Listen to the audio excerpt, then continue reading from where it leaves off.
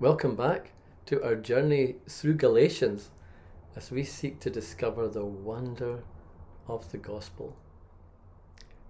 Who were these Galatians? Well, in chapter 1 and verse 6, Paul says, "I'm amazed that so quickly you are departing." In other words, they were not long in the faith, they were new believers. One of the dangers that new believers can face is the danger of a passion that's understandably there, that we so want to please God. We love God with all our hearts.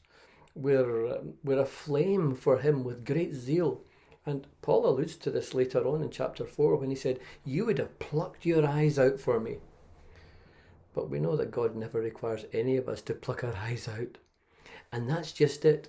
One of the dangers that passionate, on fire, zealous new believers can find is that, or the wrong temptations, is to try and add to what God has done, to improve on it even, to somehow justify ourselves. And it can be a subtle divide between desiring to please Him and then trying to justify ourselves by our own performance and our own efforts. And before we know it, we're under this burden of expectation. I've got to do better. I must do more.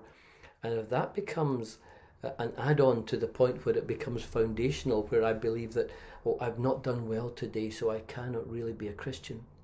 We've shifted from grace to the law. We've lost the heart of the gospel, which is that your salvation is 100% exclusively the work of Jesus, which you receive by faith. Let's pause for a moment now in our groups and ask this question. What are the add-ons that we can be so quick to bring into our Christian life? Are there ways in which we seek to improve on what God has done for us?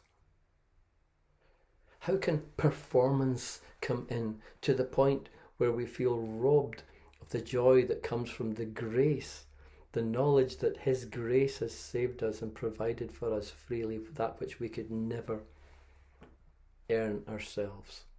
What are the add-ons?